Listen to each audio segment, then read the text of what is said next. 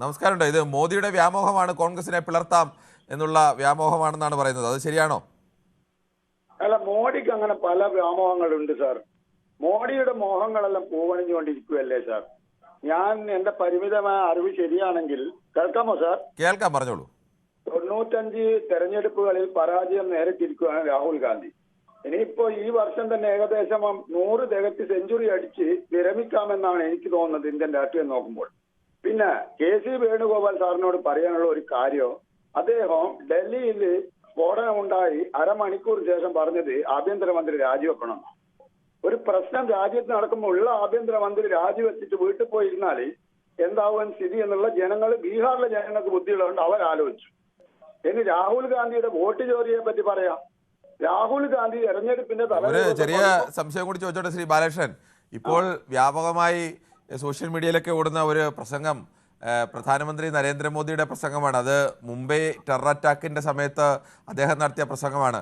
അന്ന് അദ്ദേഹം നടത്തിയത് ഇതിനേക്കാൾ രൂക്ഷമായിട്ടാണ് മൻമോഹൻ സിംഗിന് നേരെ ആക്രമണം അഴിച്ചുവിട്ടിരുന്നത്. അതും ഇതേപോലെ ആരാണ് രാജ്യം ഒരു പ്രതിസന്ധിയിൽ നിൽക്കുന്ന ഘട്ടത്തിൽ തന്നെയാണ്.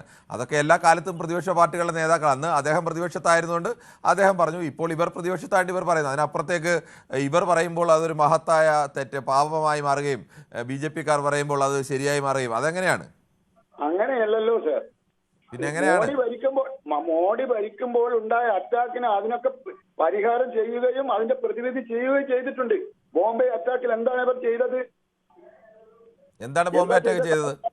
എന്താ എനിക്കറിവ് കുറവായിരിക്കാം. സാറൊന്ന് വിശദീകരിച്ച. എന്താണ് ടെററിസ്റ്റ് അറ്റാക്കുകൾ UP-യുടെ കാലത്തും NDA-യുടെ കാലത്തും ഒക്കെ ഉണ്ടായിട്ടുണ്ട്. അത് പാശ്ചാത്യ രാജ്യങ്ങളിൽ മുഴുവൻ ഏറ്റവും വലിയ, ഇന്ത്യയെ സംബന്ധിച്ച് നാണക്കേടായ ഏറ്റവും വലിയ അറ്റാക്ക് ഉണ്ടായത് ഇന്ത്യൻ പാർലമെന്റ് അറ്റാക്കാണ്. അതിനേക്കാളും വലിയൊരു നാണക്കേട് ഈ ടെററിസ്റ്റുകളുടെ ഉണ്ടായ ഇന്ത്യയിൽ ഉണ്ടായ ഏറ്റവും വലിയ വിജയവും അത് തന്നെയാണ്. അങ്ങനെ ഒരു നാണക്കേട് ഉണ്ടായത് ഏത് സർക്കാരിന്റെ കാലത്താണ്? അതൊക്കെ ഏത് സർക്കാർ ഇരുന്നാലും ടെററിസ്റ്റുകൾ അറ്റാക്ക് ചെയ്യും, അതിനെ നേരിടുകയും ഒക്കെ ചെയ്യും. അതുകൊണ്ട് ഇന്ന സർക്കാർ ഇരുന്ന കാലത്തേ ഉള്ളൂ, ഞങ്ങളിരിക്കുന്ന കാലത്തുണ്ട് എന്നൊന്നുമില്ല. ഇതെല്ലാ കാലത്തും ഉണ്ടാവും, അതിനെ നേരിട്ട് തന്നെയാണ് മുന്നോട്ട് പോകുന്നത്. അവിടെ തന്നെ എത്തണം, ആ പോയിന്റിലേക്ക് എത്തണം. ഏറ്റവും നാണക്കേടായ അറ്റാക്ക് ഉണ്ടായത് BJP ഭരിക്കുന്ന കാലത്താ. അത് എന്തിനു വേണ്ടി ചെയ്തു? ആര് സപ്പോർട്ട് ചെയ്തു? ആരാ സപ്പോർട്ട് ചെയ്യാത്ത? അപ്പോൾ ഈ UP ഭരിച്ച കാലത്തൊക്കെ നടന്ന അറ്റാക്കിനെ ആരാ സപ്പോർട്ട് ചെയ്തേ? അങ്ങനെയാണെങ്കിൽ അന്ന് ഒളിഞ്ഞും തെളിഞ്ഞും പല രാഷ്ട്രീയ നേതാക്കന്മാരും അപ്പൊ അങ്ങനെയാണെങ്കിൽ ഈ UP ഭരിച്ച കാലത്ത് നടന്ന അറ്റാക്കിനെയൊക്കെ ഒളിഞ്ഞും തെളിഞ്ഞും അന്നത്തെ പ്രതിപക്ഷം സപ്പോർട്ട് ചെയ്തെന്ന് പറയേണ്ടി വരില്ലേ? അല്ല, താങ്കൾ അങ്ങനെ പറയുന്നതാണെങ്കിൽ അങ്ങനെ പറയണമല്ലോ. അന്ന് മുംബൈ അറ്റാക്ക് നടന്ന സമയത്ത് എന്താണ് ഇന്ത്യൻ പ്രധാനമന്ത്രി അന്നത്തെ മൻമോഹൻ സിംഗിനോട് ചോദിച്ചത്? താങ്കൾ എന്തിനാണ് ഇരിക്കുന്നതെന്നല്ലേ ചോദിച്ചത്? താങ്കൾ അതിർത്തിയിൽ എന്തിനാണ് നിർത്തിയിരിക്കുന്നത്? പോലീസ് പട്ടാളം നിങ്ങളുടെ കയ്യിലല്ലേ, പിന്നെ എങ്ങനെ ഇവിടെ നുഴഞ്ഞു കയറി എന്നല്ലേ ചോദിച്ചത്? അവർ രാജിവെക്കണമെന്നല്ലേ പറഞ്ഞത്? അന്ന് പറയുന്നതൊന്നും കുഴപ്പമില്ല, ഇപ്പോൾ പറയുന്നത് മാത്രം കുഴപ്പമാവുമോ? ഇപ്പൊ പറയുന്ന റൈറ്റ് ആണ് സാർ. ഇപ്പൊ അതിന് പ്രതിവിധി കാണുന്നുണ്ട് ഓൺ ദ സ്പോട്ട്. അന്ന് പ്രതിവിധി ഇല്ലേ സാർ? ഇപ്പൊ നോക്കൂ, കാശ്മീരിൽ ഈ ഭീകരവാദിയുടെ വീട് തച്ചുടച്ചു.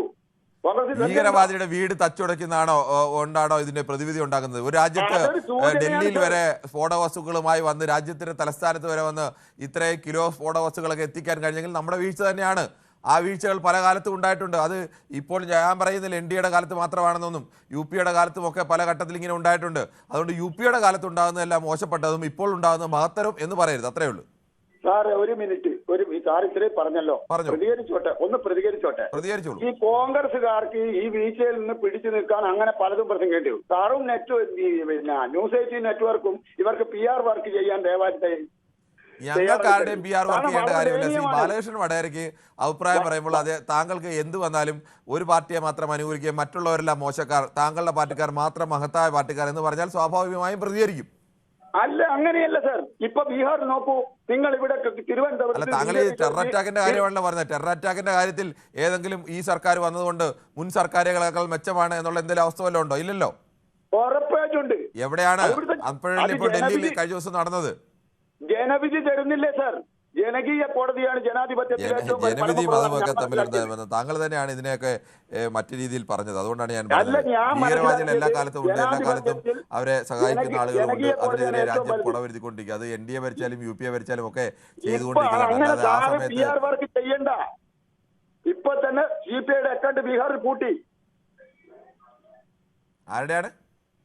CPIയുടെ അക്കൗണ്ട് പൂട്ടി. പക്ഷെ കേരളത്തിലാണെങ്കിൽ താങ്കളുടെ ചാനൽ എന്താ പറയാ? CPIയുടെ അക്കൗണ്ട് പൂട്ടിയൊക്കെ താങ്കൾ ഇത്ര വലിയൊരു നേട്ടമായി പറയണതാണ്. അവിടെ ഒരു കാര്യം ചെറിയ തന്നെയാണ്. പാർട്ടി, അവരവിടെ നിൽക്കുന്ന മറ്റു പാർട്ടികളുടെ തടലിൽ നിൽക്കുന്ന ഒരു ചെറിയ പാർട്ടിയാണ് CPI ചെറിയ പാർട്ടിയാണോ? ബീഹാറിൽ. അല്ലാതെ അവരവിടുത്തെ CPI ഒരു വലിയ ചെറുത ശക്തിയോ പാർട്ടിയാണോ? താങ്കൾ ഒന്നുമല്ല. വിഷമം അങ്ങനെ പറയാൻ.